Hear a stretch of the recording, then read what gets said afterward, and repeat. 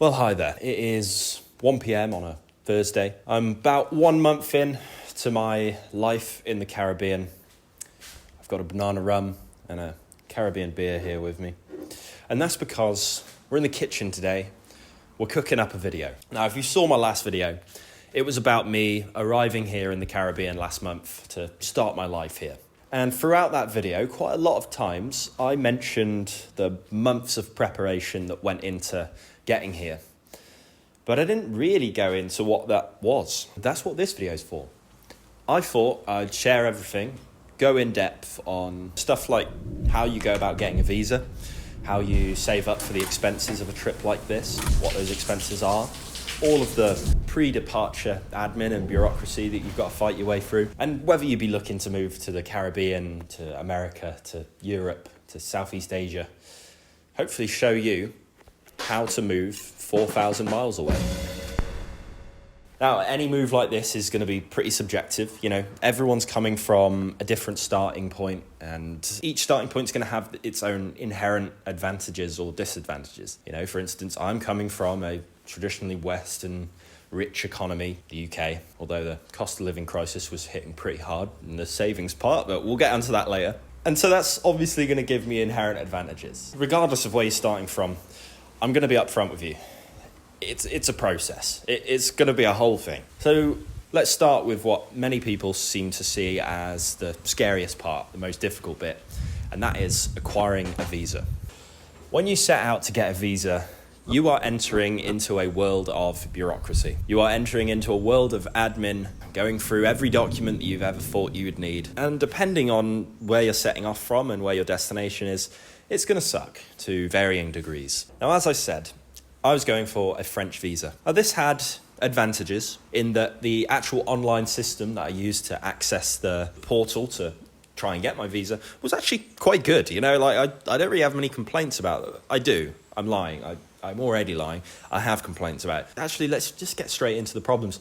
Information is annoyingly hard to come by. Or concrete information, I should say. Much of the information I'm about to tell now is synthesized from various first-hand accounts and various government websites out there. But the thing that I quickly found was that even on a specific government website, you would find conflicting information about your visa on two different pages of the same site. This is the sort of thing that you would run into again and again, where some people would tell you one thing, another person would tell you another, and in general, the visa helplines and the processes they've set up to allow you to get help with your visa, they suck. They really do. Well, we've encountered the first issue. The number that they say to call for visa advice just says call failed when I try, so great. Now, with all of this information and with so many different sources telling you so many different things, my strategy quickly became more is more. Just give them everything you possibly can. Give them as little reason to say no as possible. With that said, here's the list of the documents that I was providing them. Some of the straightforward ones. Passport, copy of birth certificate, full driving license, the application form found on the visa website, an ID photo, travel insurance. This is so that when you arrive in the country, before you're registered onto their healthcare system, you're showing that you're covered from the time of arrival to the time of registration. I don't know if that's super important, but I read it online and kind of thought, you know, well, I'll do it. More is more. Criminal record check. Proof of somewhere to stay, like a hotel, an Airbnb, a rental. Proof of education level and your accreditations. And proof of having booked your plane ticket. That one I also found kind of weird. You have to book your plane ticket before being given the visa. Some people said that it was to prove that you're really serious about making this move, that you're not just wasting their time. I kind of thought that, you know, me going through the whole visa process and giving them all of these documents would kind of show them that I'm serious about this anyway. But whatever, I did it. I bought the ticket. Let's continue. Now, some of these documents require you to submit other further documentation. So, for instance, the application form requires scans of all your other original documents, and the police record check requires you to submit the last 5 locations that you've lived at and the rental agreement that you might have for all of those as proof. So be prepared to start digging through your emails, because that's what I had to do. Another thing to note is that France and England have a pretty special relationship. We got 1,000 years or so of history of fighting each other. We love to hate each other. But it does mean that I didn't have to get my documents translated, because documents such as our passports are written in both English and French. I don't actually know why, but they are. Whereas if you were coming from, I don't know, or India or Bolivia, you might have to look at getting your docs translated. That's going to take extra time. It's going to take extra money, because you're going to have to go to an authorized notary translator. Good luck. So I was fortunate that I didn't have to do that. Now, one thing about France worthy of note as well is it is legendary in its bureaucracy. If you go to any account or video of someone trying to renew their visa, you're going to see that everyone kind of dreads it, because they often ask you to jump through contradicting hoops. They often don't give you all the full information, and yeah, a lot of the time it can just be shadowy. For instance, the police background check that I got, I only knew that existed and that was a thing that I had to submit through my own research online. You know, they give you an application sheet that says, here's a list of the documents you need to bring to your application meeting. And this police background check was not there. But when I got to the meeting, they asked for it. Very helpful stuff like that there. Not all the information is actually presented to you. You kind of do have to figure it out along the way. And so when things get confusing like this, I obviously saw online that I need to submit this form, and on the form that they've given me, it doesn't say that I need to submit it. I thought, I'll just call them up. I'll see what they say. Yeah, no, you can't do that, because I tried to call them and the number didn't exist. Now, one key document that I had to submit that I haven't yet talked about is the business plan. You see, I wasn't going for a traditional work visa. I went for a self-employed work visa. That means that whereas traditionally, if I was being employed by a company, my document list would have probably included a letter from HR saying, yes, we're employing this guy, here's his contract, sorted. I didn't have that, and I was going for self-employed.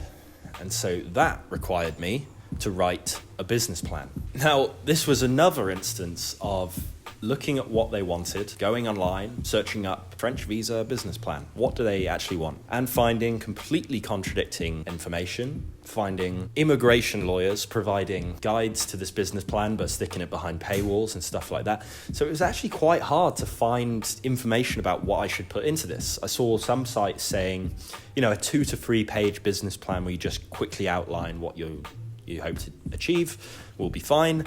And then I saw first-hand accounts on forums saying that I submitted 12 pages and it got rejected for not being thorough enough. And so I was kind of sat there thinking, right, well, what is it then? Is it 2 to 3 pages? Is it 12 pages? Who knows? You might be beginning to see a pattern here. The official site states that it should justify your project in France and that it should include at least 3 years of financial projections that prove that you're going to generate at least the French national living wage. So I'm now thinking, okay, I have to create a business plan that states that I'm going to make over minimum wage for the following 3 years. And they want detailed projections of this. I haven't even started the business yet, and I have to tell them in November 2026, I'm going to make this much. Okay, we'll figure it out. Having seen all these people worrying about how many pages to submit, I continued with the same strategy of more is more. Just submit as much as possible. I might have gone a little bit overboard, to be honest. I wrote 60 pages. I might have got a little bit carried away with the 60 pages, but yeah, I just thought I'll give them as much as possible, and then hopefully I only have to do this once. So after a lot of long nights and dusting off the old Excel keyboard shortcuts, I had a business plan ready. So once you've done all of this, you've made your business plan, you've found all your documents, you've got ready to submit them all. Well, how do you submit them? Well, I'm glad you asked. You have to book a visa appointment. Once again, another shadowy aspect of this whole scenario. No one really online tells you what to expect. Is it going to be an interview? Is it going to be just, post just things into a letterbox and you're done? No one tells you. Or at least I found very little telling you. Now, firstly, this whole process of getting a visa appointment has been given to a third-party company. I guess the French consulate doesn't want to deal with a bunch of people lining up outside the front door. All right, I kind of get it. But they've given it to a company who hosts a few sites in each country. For me, one site was in London, one site was in Manchester, and another was in Edinburgh, I believe. You have to physically go to these places. You can't just mail people stuff. Even though all of your documents are in PDF format, you can't just email them. You have to print them out, organise them into a folder, and physically go to that place. Now, I didn't live in London. I lived in Bristol. That meant that I had to get over from Bristol to London. And another thing was that people online had said, try and get the earliest appointment you possibly can, because without fail, every day the lines will be backed up out the door by midday, and you might miss your appointment, or it'll be super rushed, they won't get everything done. And because I had spent so much time on this business plan and on getting all these documents, I was like, well, I don't want to travel all the way to London just to then stand about and be told, oh, we'll see you tomorrow. And it would have been a mess. So I managed to get the 8:30 appointment, the earliest one possible. And so that meant that at 4:30 in the morning, I set off to London. Hey, it's 4:40 in the morning right now, a bit of an early start. But today I'm out and about, heading to the train station, going to London to hand in all of my documents, and hopefully for them to say that they're all good. Early start to the day, still waking up to be honest. Very nice. Dude let me on the bus for free. Day started well.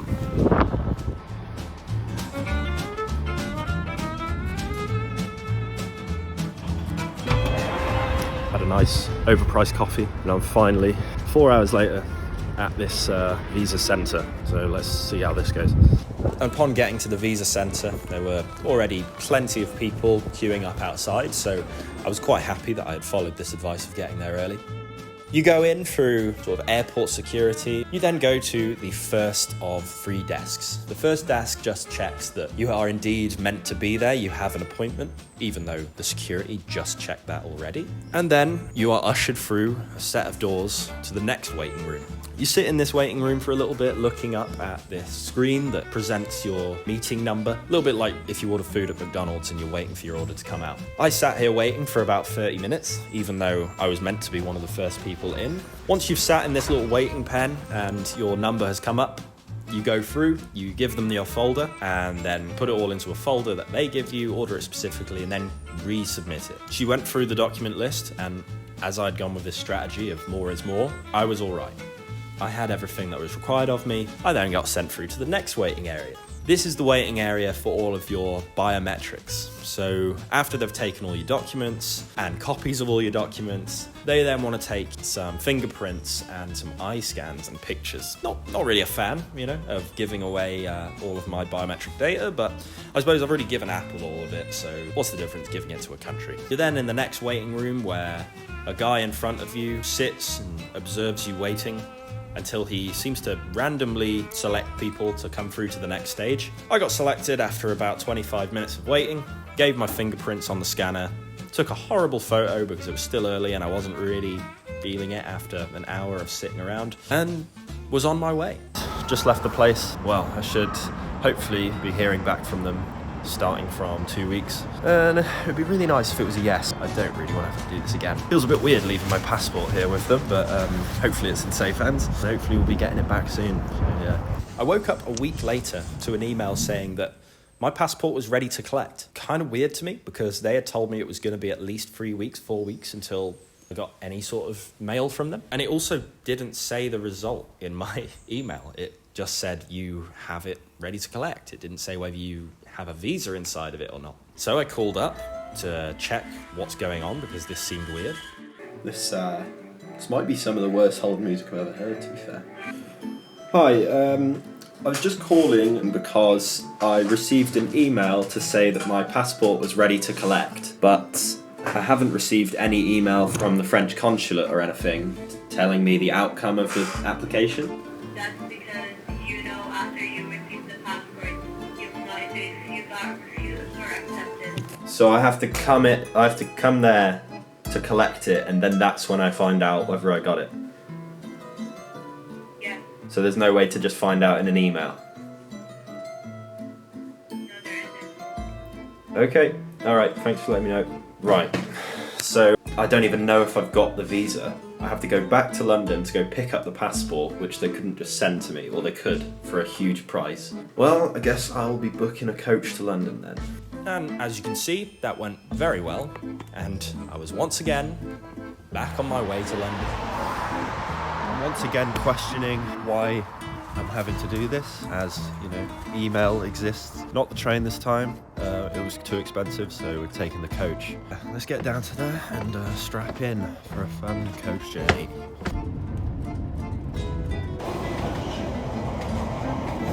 Well, here we are for round 2. I'm gonna go in, I'll film what I can, and we'll see what the verdict is.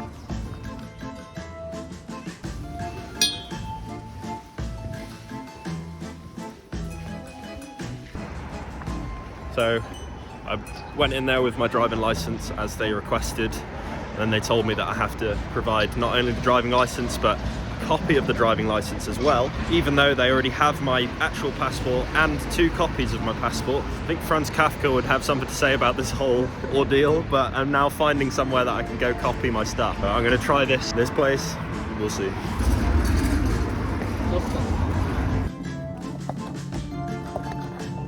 Cheers, mate.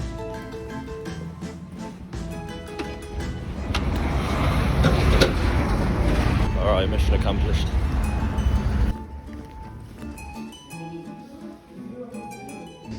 I have a little package. Right, I think I'm just going to set up here and let's see. This is the moment of truth.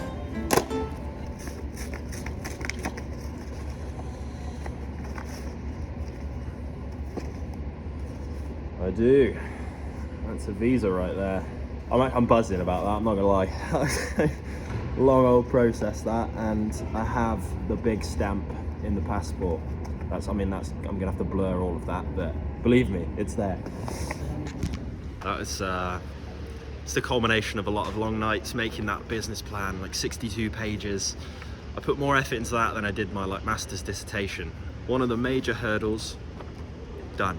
3.5 hours back to Bristol now, and then bed, I think. As you can see, I got my visa. This was, as I said, for many people the scary bit, and for me as well. I really didn't know how it was going to go, and I got it.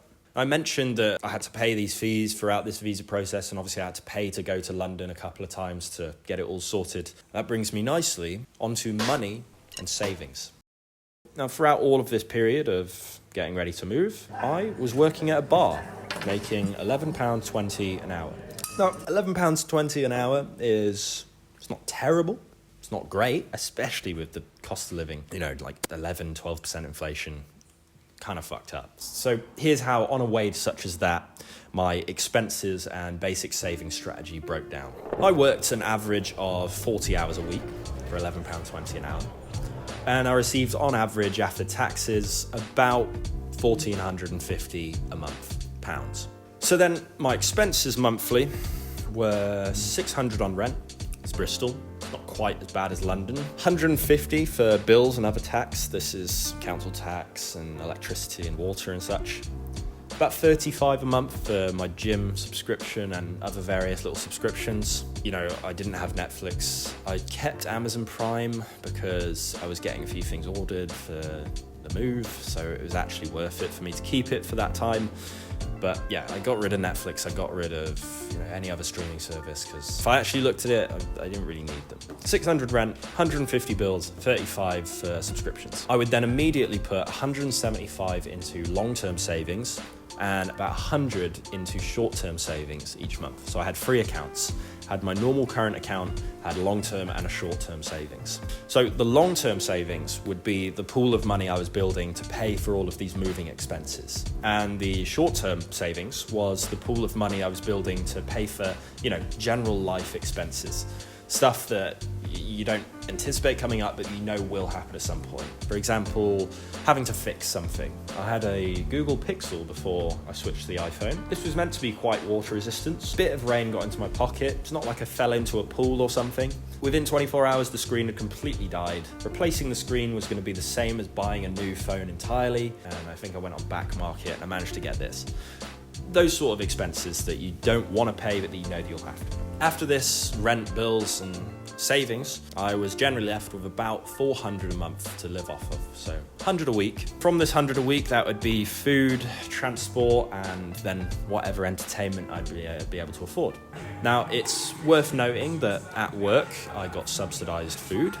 I also could cook my own stuff there from time to time because I was working as a chef there as well as a barman. And so that meant that, the equipment and the associated energy costs were already handled. I also meal planned and prepped a bit, but not super extensive. I wasn't one of these 32 meals in the fridge at one time sort of people. I'm talking just like if I was cooking, I'd cook big and just have it for like 3 meals, like 3 lunches or something like that. So yeah, whatever was left of the week after food and transport would be transferred into the short-term savings.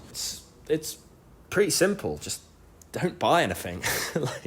Use the inherent benefits of your workplace if you have any. Worth noting that I have been doing this strategy since I started working at 15. And so I didn't start from absolute zero of savings, but I didn't start from a lot because I've been on a constant loop basically my whole adult life of use this method working somewhere to save up to do a big trip, do the big trip, use this method. You see, it's a loop.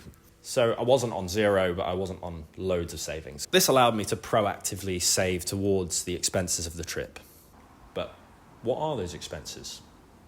Well, let me stick a graph up. We've got some obvious ones here. Plane ticket, posting stuff, post taxes, van rental to move my stuff as seen in the last video. The fee for exiting the tenancy agreement, you're going to come up against expenses like this that just suck, just feel so predatory. And I told my landlord, right, I'm leaving the country. I'm giving you at least a month's heads up. We had done 12 months of a tenancy agreement already.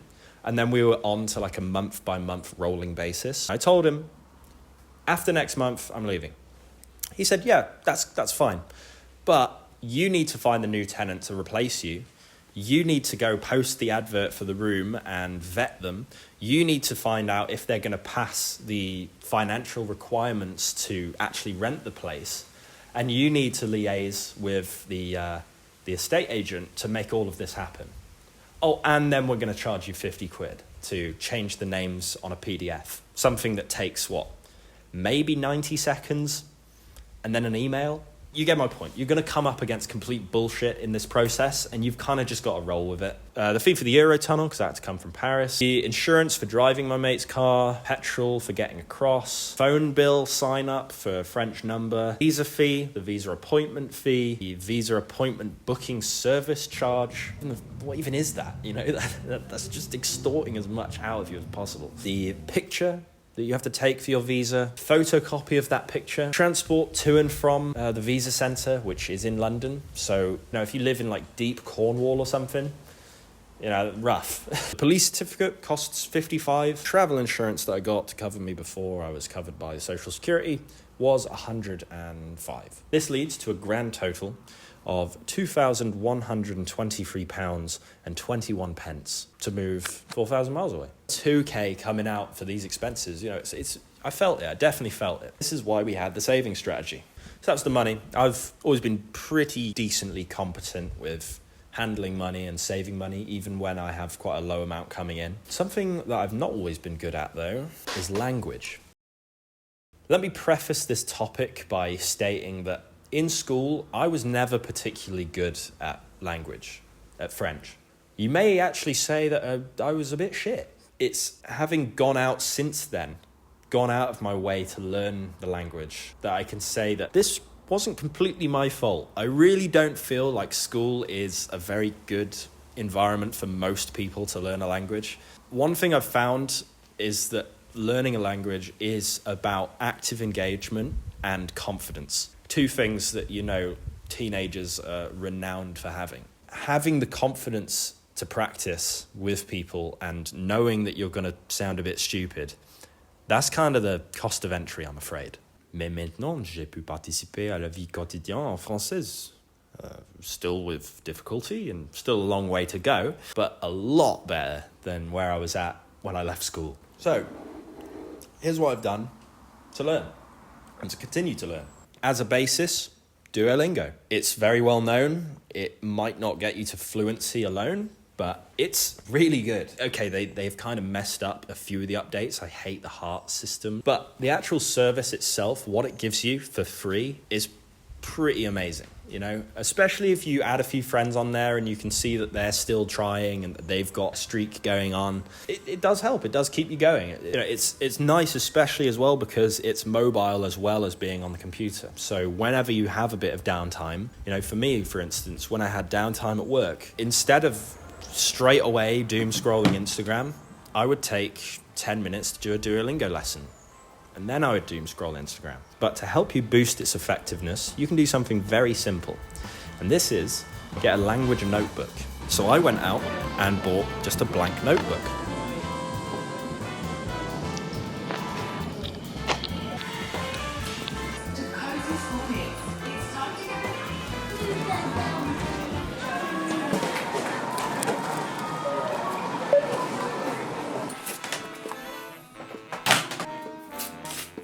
This is really going to help you reinforce the learning that you're doing by writing alongside the lessons. So I created this notebook simply so that every time I saw a phrase that I didn't know or couldn't remember or found difficult, every time I encountered it, I'd write it down.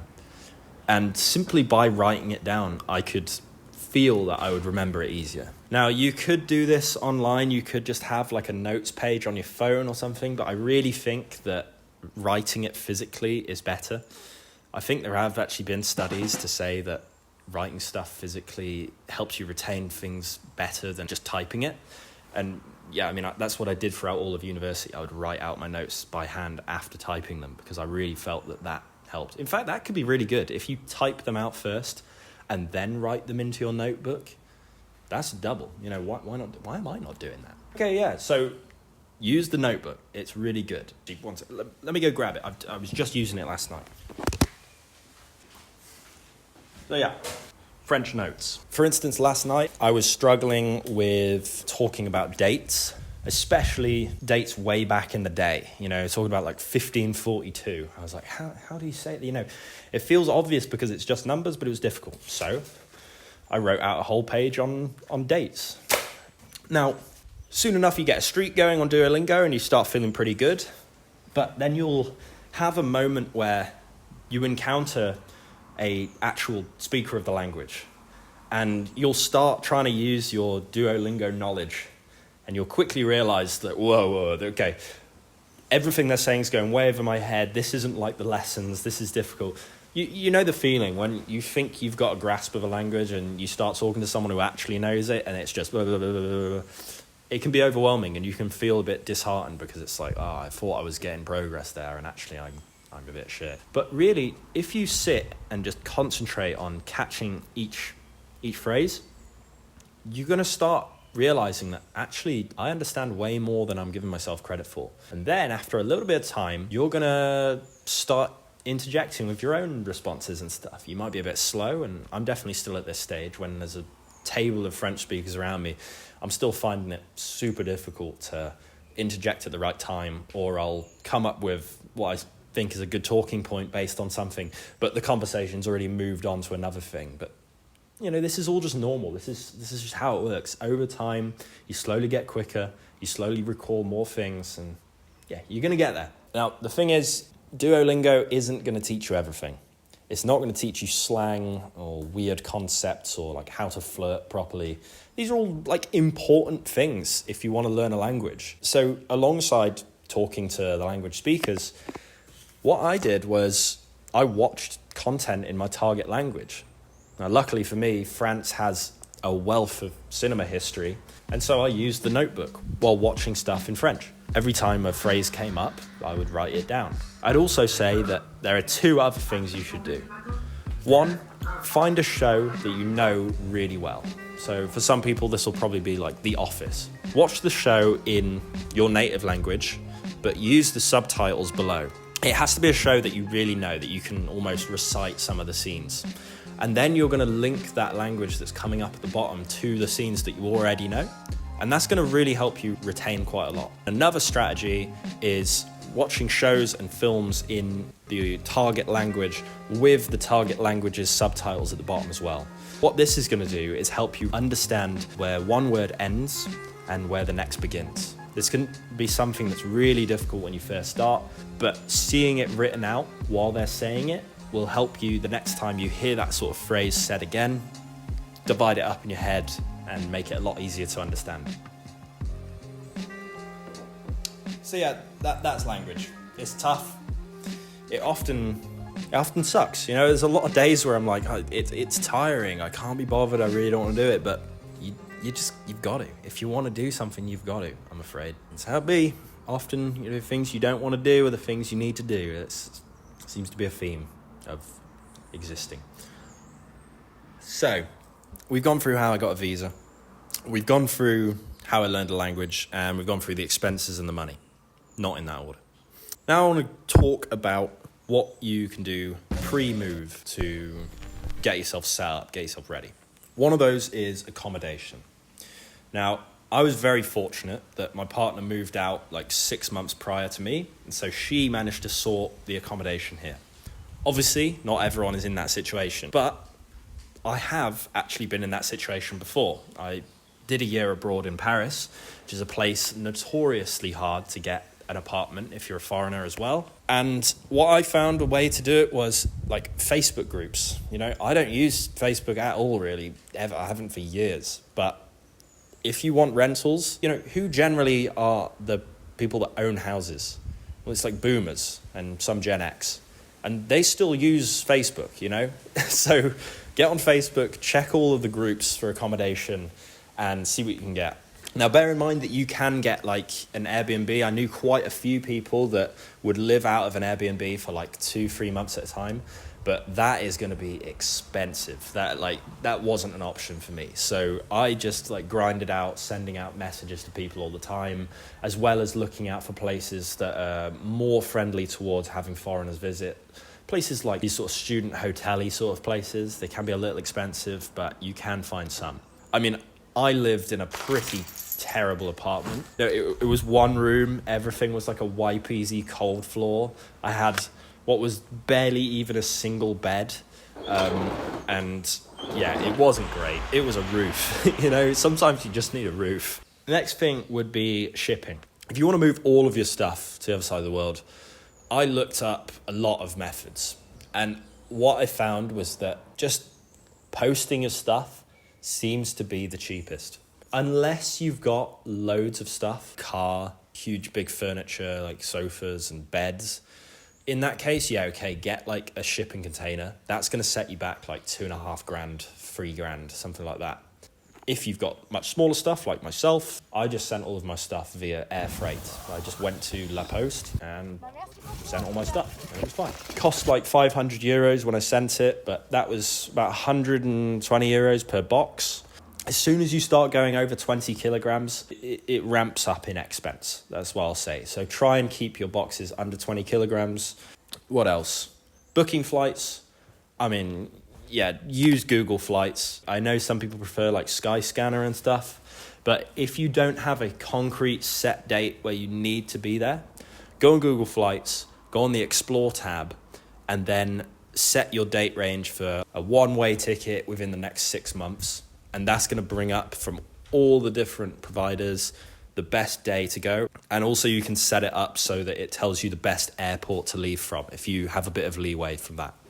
Now, business admin. Now, as I said earlier, I am now self-employed.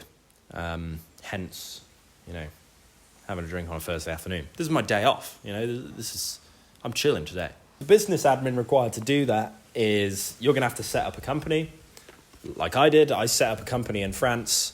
That was actually surprisingly easy. Apart from their seeming distaste for translating anything in their like tax documentation and stuff, through the business plan creation that I mentioned previously, I managed to get a lot of information about how the taxes work here, about what type of industry I would be setting up, about how I would pay myself, how I would pay taxes, how I'd declare certain stuff. That's going to be a real case-by-case thing. You know, if you're setting up in Bolivia, I don't know what it's going to be like, to be honest. If you're setting up in Colombia, I don't know how it's going to be.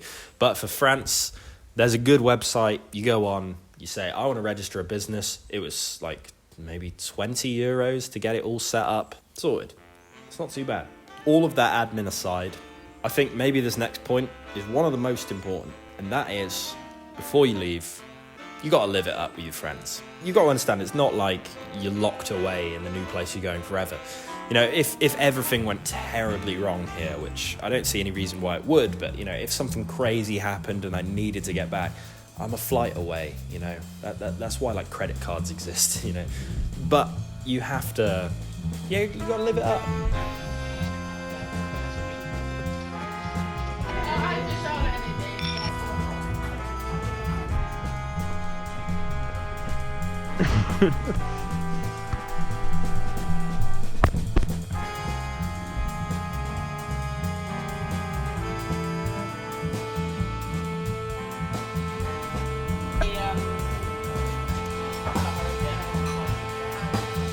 Oh, I just got evidence of you. You're here.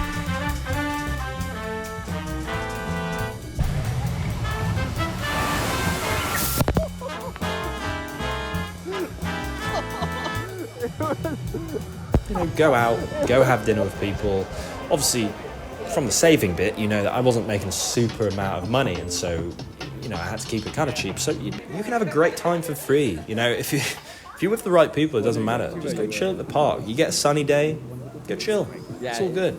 I feel like actually in England, that's kind of an issue we have, is that from like when you start university to I think probably around where I'm at, 25, it really feels like everyone's kind of locked into this cycle. The only option to go hang out with mates is like going to the pub and drinking. I love going to the pub, like, don't get me wrong. But it's so expensive now. To get one pint, costing like £6.60, £7 some places. That's crazy. Go for a hike or something, you know? Buy your own, sorted. And that leads me to, well, it doesn't really lead me. It's not an amazing segue. But anyway, upon arrival. There are a few requirements that you got to fulfill upon arrival. Some of these are mandated to you by the fact that you now have a visa and you have to conform to the laws that they put upon you. I got a letter when I arrived here to my address saying that now you're in France, you must attend a mandatory afternoon of learning about the French Republic and seeing where your language is at and maybe signing you up for some classes if you need them. So I may be attending those in the future, as well as a health checkup, because they want to make sure that, you know, you're not bringing in some rare diseases or something, or, as well as, you know, check that you've got all your vaccines and stuff like that they require. As well as that, I think another very important thing, you know, aside from making sure that you're signed up to pay tax and stuff like that so that you don't get kicked out the country, you got to find routine. You know, it's a weird one, because I've come here, I'm suddenly able to go on like crazy hikes, like 15 minutes from my house, go see amazing things, and I've got a lot of plans to do those things and to share them. But it's also about finding the mundane routine. Like, most people need that. I would say I'm pretty adventurous and I like not having routine, but even I know that I need a bit of routine. You know, I need to go to the gym a few times a week. I need to go to the supermarket to buy some food. It's these little things that you begin to feel like, oh yeah, this is actually home now. When you know, okay, yeah, that's where I go to buy food. That's where I go to get a pizza if I really want one. That's the gym. The weight stays the same all around the world. It's quite nice. You head in there, you get a workout in, and it doesn't matter where you are. And pretty soon, you start beginning to feel at home. I definitely still feel way too hot. Probably gleaning a little bit, because it's still 29 degrees like every day here. That's not like England, you know. I'm not used to that yet. It's going to take some time. I'm also getting absolutely destroyed by mosquitoes like every day. It's getting a little bit better, but yeah, find a routine. That's what I'm currently doing. That's the phase I'm in now. Apart from that, I guess is enjoy yourself, you know. Try not to take too much too seriously. This has been kind of a very different video for me. I'm trying to just be like authentically, candidly sharing what I feel. Obviously, there's always going to be a layer of kind of candidness taken away when you set up a camera to talk to. It's not completely natural, but I'm trying to share what I'm feeling, how I've gone through, and how I got here.